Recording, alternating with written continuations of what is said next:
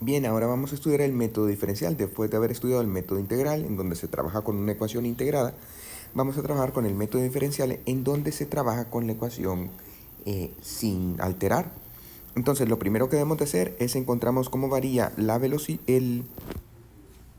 lo que vamos a representación, a ver, es cómo varía la concentración. Lo que vamos a representar es cómo varía la concentración con respecto al tiempo.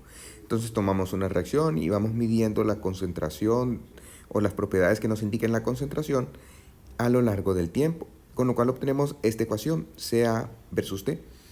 Ahora recuerden que al encontrar la tangente de la curva, lo que estaríamos haciendo es la derivada de CA con respecto al tiempo, o sea, la velocidad. De esta forma nosotros ya tenemos la velocidad únicamente al tomar cada una de las tangentes, digamos, en estos puntos que están indicados ahí. Una vez que ya tenemos esa gráfica, creamos una gráfica RA, que sería menos dCA de t, sobre una función. O sea que tendríamos que pensar cuál es la función que nos permite linearizar los datos. Ahí es donde, o sea, la función va a depender de ciertos conocimientos. En ciertos casos lo mejor es no graficar RA, sino el logaritmo de menos RA versus logaritmo de CA. Eso generalmente nos va a llevar a una ecuación en donde recuerden que la pendiente sería eh, el exponencial, o sea, el orden de la reacción, y el intercepto sería acá. De esa forma nosotros ya podemos encontrar cuál es nuestra ecuación. Recuerden que aquí nosotros inicialmente no pensamos cuál es la ecuación posible, sino que la estamos determinando a partir de los datos experimentales. Por lo tanto, hay que tomar varios datos experimentales para poder crear una ecuación a partir de ellos. También es muy importante poder afinar bien la derivada gráfica. Aunque bueno, ustedes ahora están en su casa y espero que tengan las herramientas para poder sacar la derivada con computadoras así, ayudados por un aparato, y entonces de esa forma es mucho más sencillo y más exacto. De hecho es como se debe de hacer. También en otros casos nosotros tenemos que hacer manipulaciones matemáticas para poder encontrar cuál es la función. Para el caso si nuestra menos dCA de t es igual a K1, o sea, 1 más K2CA, que este es cuando están cambiando de orden, entonces esta es muy difícil de linearizarla. Lo que tendríamos que hacer es el inverso de la velocidad. Una forma de manipularla es no graficar menos RA, sino el inverso de la velocidad, que sería igual a 1 sobre K1CA más K2 sobre K1. De esta forma, esto ya es graficable. Vean que ya tiene la forma Y es igual a X más B.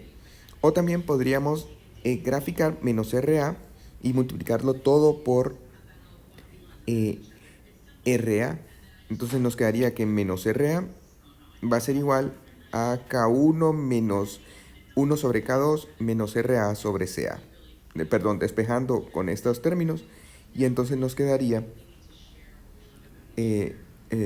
estas ecuaciones. El caso es que mediante una manipulación matemática nosotros podemos llegar a, en este caso, que es el inverso de la velocidad, representaremos el inverso de la velocidad con respecto al inverso de CA, tal como está escrito en la ecuación.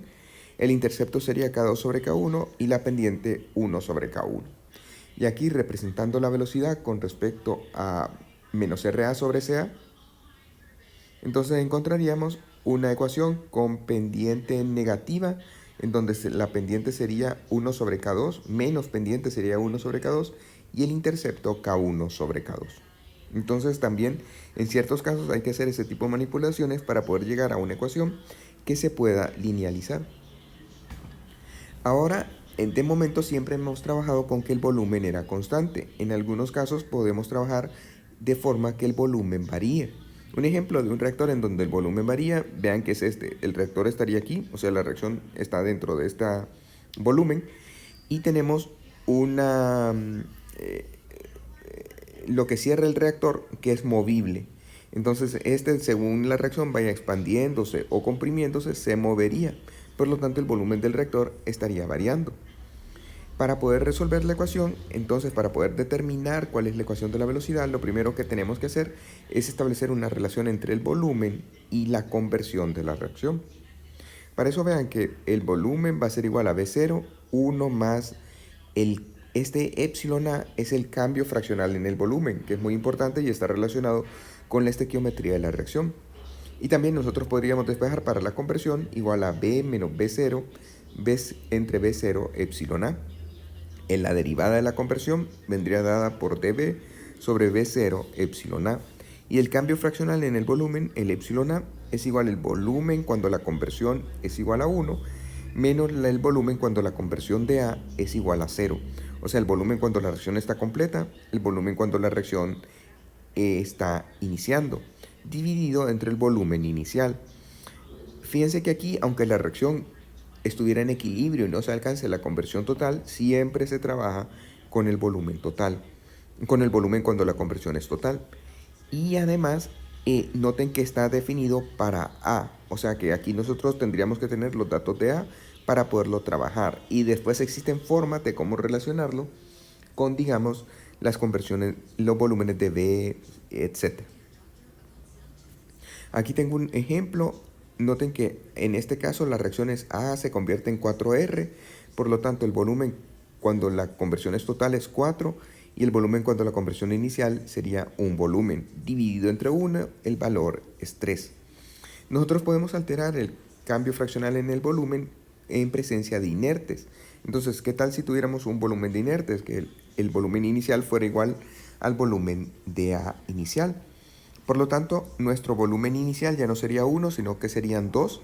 Y el volumen final sería 4 más 1, 5.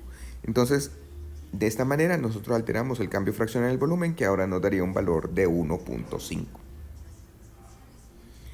Ya teniendo la relación entre la conversión y el volumen, es necesario que encontremos los moles. Recuerden que lo que nosotros derivamos son los moles con respecto al tiempo. Entonces, Na va a ser igual a Na0, 1 menos XA. Ahí lo dejamos expresado en términos de conversión.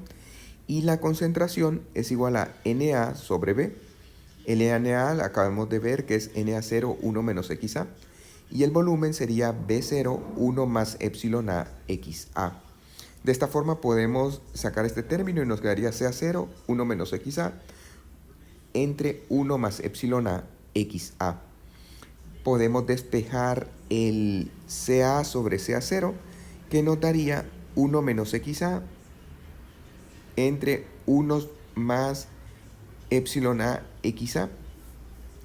O también podríamos definirlo como la conversión igual a 1 menos CA sobre CA0 entre 1 más epsilon A CA0.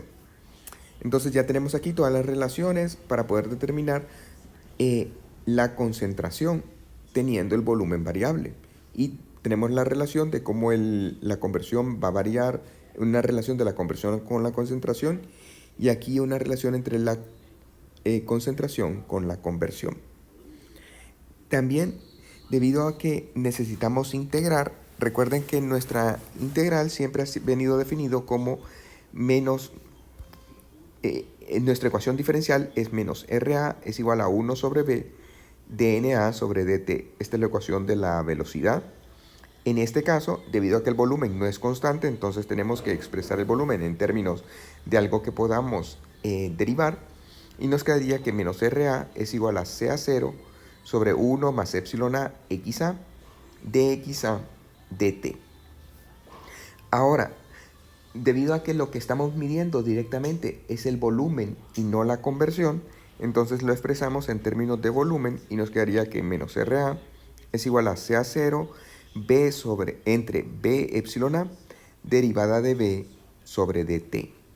Y esta relación, como queda de B y B, simplificándolo nos va a quedar CA0 epsilon A derivada del logaritmo natural sobre dt. Entonces, esta sería la ecuación de la velocidad. En vez de ser el término tal como lo hemos venido expresando, de menos 1 sobre B dNA sobre dt, que lo podemos simplificar a menos dCA sobre dt, en este caso sería esta la expresión de la velocidad. Por lo tanto, esta es nuestra ecuación diferencial. Esta la vamos a igualar a funciones para poder determinar si es o no es la ecuación que nosotros vamos a emplear. Recuerden que el estudio cinético se hace para poder determinar una ecuación, que es cómo va a estar variando la velocidad dentro de un reactor. Entonces, ya con eso nosotros podríamos determinar los tiempos, los volúmenes, las conversiones del reactor. Por eso es indispensable tener la ecuación de la velocidad, ya que con eso sabemos cuánto tiempo va a tardar la reacción en alcanzar la conversión que necesitamos. Aquí, igual que como resolvimos esta ecuación por el método integral y por el método diferencial, primero la vamos a hacer por el método integral. Entonces, en el método integral, para ciertas funciones fáciles, para el caso una reacción de orden cero irreversible, nos queda que nuestra ecuación de la velocidad está igualada a K. Al integrarlo, nos quedaría CA0 epsilon A, logaritmo natural de B sobre B0 es igual a KT.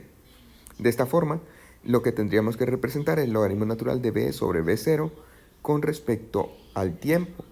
Y nos va a quedar que la pendiente es K epsilon A CA0. Noten que aquí la pendiente es positiva debido a que la reacción es una expansión, se está expandiendo el volumen. Si fuera una compresión, entonces la pendiente sería negativa. Recuerden, orden 0 irreversible. Para el orden 1 irreversible, nos va a quedar que nuestra ecuación de velocidad es igual a KCA. Esto lo expresamos de forma de KCA0, 1 menos epsilon, 1 menos XA, 1 más epsilon A XA. Y nos queda que al final nos va a quedar menos, después de muchísimas manipulaciones, menos logaritmo natural de 1 menos delta B sobre epsilon A B0, en donde delta B es igual a B menos 0, B0 es igual a KT. Vean que para los que quieran, bueno, para el que quiera, una persona puede resolver esta ecuación y la sube. Voy a dejar abierto el foro para que la suba. Solo que diga ahora y tiene hasta el lunes para poderla subir, una sola resolución. Total, que para poder demostrar si nuestra ecuación es de orden 1 irreversible, lo que tendríamos que hacer es representar menos el logaritmo natural de esta expresión con respecto al tiempo. Y nos debería salir una línea recta que pase por el origen con pendiente K. Recuerden que es importante que hagan la gráfica y adicionalmente que encuentren el R de la regresión lineal. Finalmente podemos también estudiar el segundo orden irreversible del tipo A más B productos con CA0 igual a CB, que recuerden que es como que tuviéramos 2A productos. Entonces, nuestra ecuación de la velocidad, ahora que digo al lado KCA al cuadrado, que es KCA0 al cuadrado, 1 menos XA sobre 1 más epsilon A XA al cuadrado. Entonces, cambiando XA, lo cambiamos a volumen y nos queda que lo que tendríamos que representar para ver si es lineal o no es toda esta expresión. De nuevo aquí, otra persona puede hacer el desarrollo matemático de cómo llegar desde esta ecuación hasta la resolución del integral. Entonces, otra persona diga ahora que la quiere hacer y tiene hasta el lunes para poderla subir. Ahora les abro el foro para que la puedan subir. Y entonces lo que tendríamos que representar es toda esta expresión en donde vean que está en función del cambio en el volumen con respecto al tiempo, y la pendiente pasaría por el origen y con una pendiente K sea 0. Entonces de momento hasta aquí lo dejamos, continuamos el lunes.